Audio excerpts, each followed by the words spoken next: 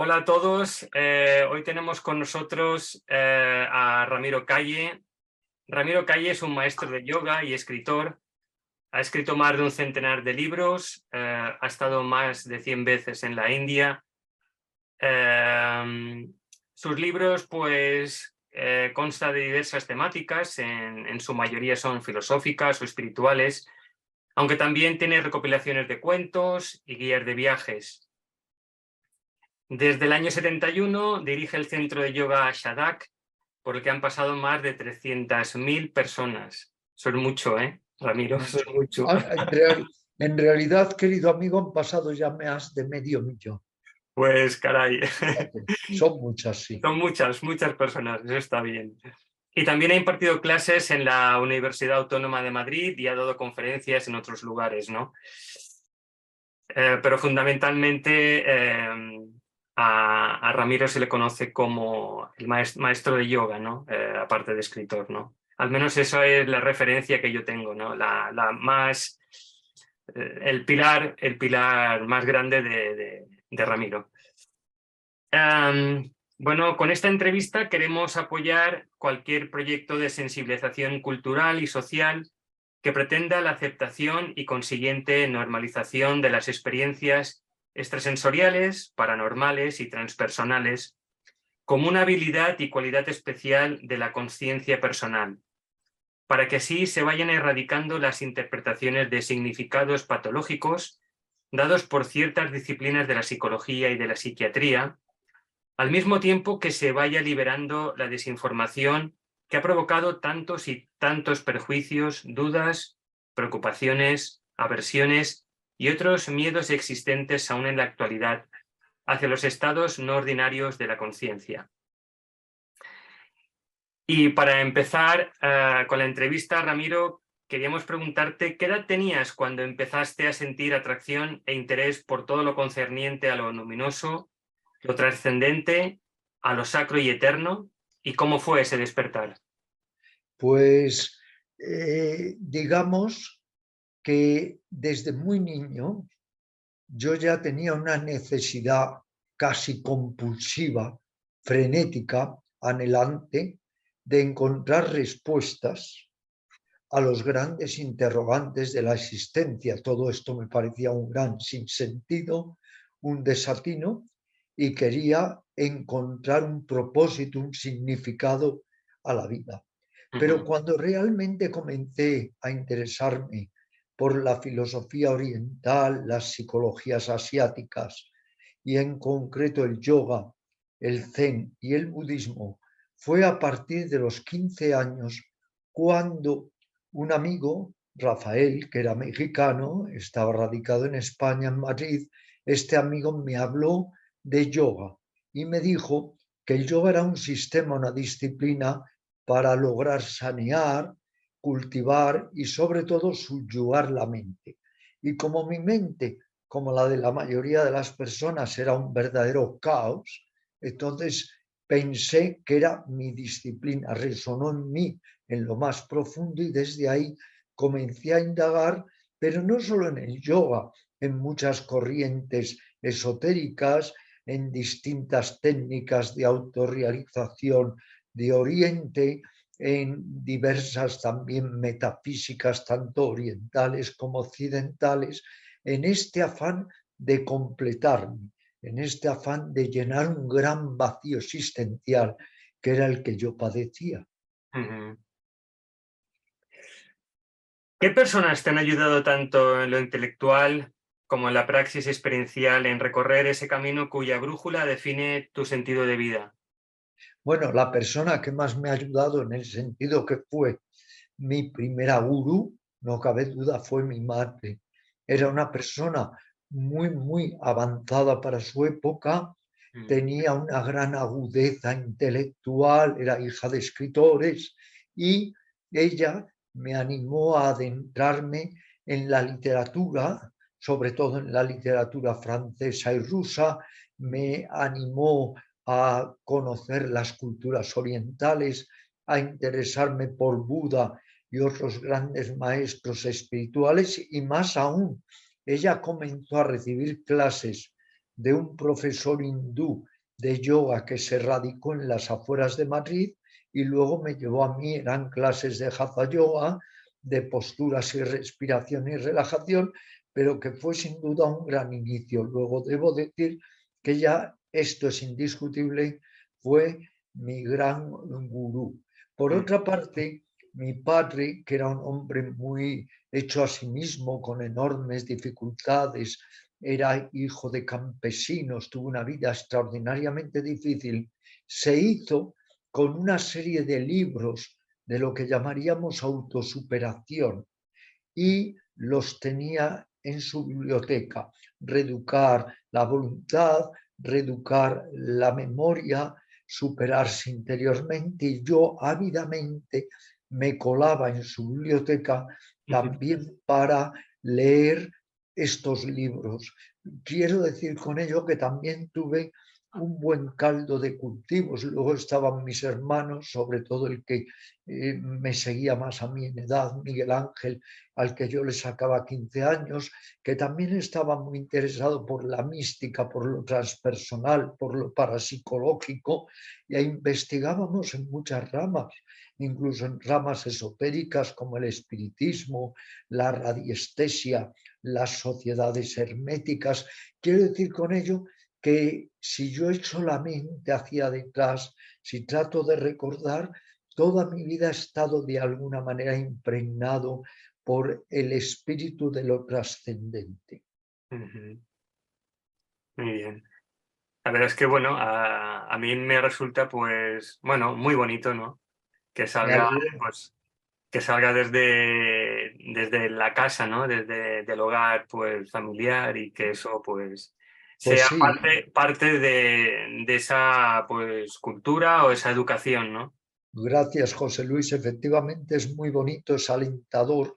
Eso me desencadena un sentimiento profundo de agradecimiento a mi familia, que también fue la que me ayudó incondicionalmente para abrir el centro de yoga Sadak en 1971. Luego ya con respecto también, ampliando un poco la pregunta que me has hecho, personas que me hayan influido, pues han sido muchas, porque desde que yo empecé a viajar a la India y a los países asiáticos, me convertí en lo que podríamos llamar un cazador de personas santas, de personas realizadas, aunque muchas no lo estuvieran. Y entonces, donde quiera que yo fuere, estaba como un sabueso, siempre adelante de encontrar y buscar claves, respuestas a los grandes interrogantes de la vida. Desde que yo recuerde, ya era un niño muy profundamente insatisfecho. He vivido en lo más íntimo de mí la angustia existencial, el anhelo por encontrar, diríamos, el paraíso perdido, ¿no? Se halla uno en este planeta, viene uno a pasear por este planeta, pero hay como ese eco de infinitud que le lleva a uno a buscar algo más profundo, más trascendente que lo puramente material. Muy bien. Ramiro, ¿has vivido alguna experiencia extrasensorial o transpersonal de manera espontánea? ¿Cuál? De, De de manera manera espontánea, ¿cuál? ¿Y qué relevancia y significado tuvo o tiene para tu vida? Bueno, la que más viví, claro, por un cúmulo de circunstancias, es cuando estuve realmente, prácticamente desahuciado al borde de la muerte, ¿no? Y entonces estuve 3 semanas en coma, luego otras 3 semanas en planta en el hospital, en fin, fue un, digamos, un suceso muy, muy grave. Y ahí sí tuve una experiencia extrasensorial que es sentirme, no verme, ¿eh? Sentirme plenamente fuera del cuerpo en lo que llamaríamos un lecho de nubes y experimentar una realidad que no era la habitual, porque a mí me gusta distinguir, querido amigo, entre lo habitual y lo inhabitual. Y muchas veces pensamos que lo inhabitual no existe porque precisamente no es lo habitual, pero es que lo inhabitual existe en otro lado de la mente, en lo que podríamos llamar la no mente, la mente silenciosa, otro tipo de mente que no se guía por la lógica ordinaria, sino por la lógica paradójica. Es ir más allá de la consciencia ordinaria. Luego también cuando de joven yo con mi hermano Miguel Ángel precisamente hacíamos muchas indagaciones a través de la relajación profunda, de la introspección, pues experimentábamos de una manera, pues no voy a decir que habitual, pero bastante frecuente, lo que podríamos llamar el desplazamiento más allá del cuerpo. Otra cosa es lo que esto te aporta, porque lo importante, tú lo sabes muy bien, es que cuando tenemos estas experiencias nos ayuden, claro, a que no sean un juego divertido, sino que nos ayuden a transformarnos, a tener eso que llamamos insight, golpes de luz, de conciencia que nos ayuden a evolucionar. Luego sí, he tenido estas experiencias porque además durante años yo coqueteé o de alguna manera, entre comillas, flirteé mucho con el lado esotérico de la existencia. Investigaba en los más grandes esoteristas, en los más grandes metapsíquicos, parapsicólogos. De hecho, di conferencias en lo que era la Sociedad Parapsicológica Española en varias ocasiones, pero luego ya poco a poco es cuando me fui más centrando en el yoga. Pero he pasado por infinidad de técnicas, son diferentes sendas, como tú sabes, hacia la cima de la consciencia y cada uno debe buscar aquella que más le ayude en este sentido. A mí finalmente el yoga es lo que más me cautivó, pero de todas maneras he bebido también en las fuentes de la ascesis o la mística cristiana muchísimo, de lo que es el Vedanta, como te decía, el budismo zen y el budismo Theravada. Uno se convierte en, digamos, un verdadero aventurero del espíritu. Quieres saber, quieres encontrar claves para encontrar a su vez esa sabiduría que notamos podría restituir todo nuestro espíritu, nuestro ser, que lo tenemos un poco dado de lado. Así es. Sí, también lo comparto totalmente. Muchas gracias. Otra cosa es, bueno, luego ponerlo en práctica y que no quede en letra, sino que quede en Eso es. experiencia, en vivencia, en práctica y en... Eso es lo esencial, porque todo está dicho, todo está escrito, pero nada está hecho. O Claro. sea, de alguna manera, mira, ahora acabo de sacar un libro, pero ha salido hace 2 días, que se llama La sonrisa de Buda, aunque todo el mundo habla de él, pero nadie le sigue. Porque la verdad es que a estos grandes seres, Buda, Lao Tse, Tilopa, Mahavira y tantos otros, hablamos mucho de ellos, pero les seguimos realmente. ¿Quién sigue, por ejemplo, a Buda? Buda es un canto a desapegarse de lo sensorial. Y esta sociedad, ¿qué hace? Nos vuelve realmente adictos de nuestros sentidos y de todo lo sensorial. Por eso hablamos mucho de estos seres, les hemos puesto de moda. Tú sabes que hoy en día el término Buda se utiliza para discotecas, para productos vegetarianos, para bebidas, etc. Sí, Mucho Buda, Buda, sí, pero excepto algún monje en las junglas de Tailandia o de Birmania, muy poca gente le sigue. ya, sí, sí, así es. Em, y la cuarta pregunta que queremos hacerte, Ramiro, es si has vivido experiencias de estados modificados de la conciencia durante la realización de alguna práctica meditativa, de alguna técnica de respiración, por medio de movimientos corporales, de ayunos o ingesta de sustancias enteogénicas, ¿cuáles han sido para ti las más significativas y relevantes?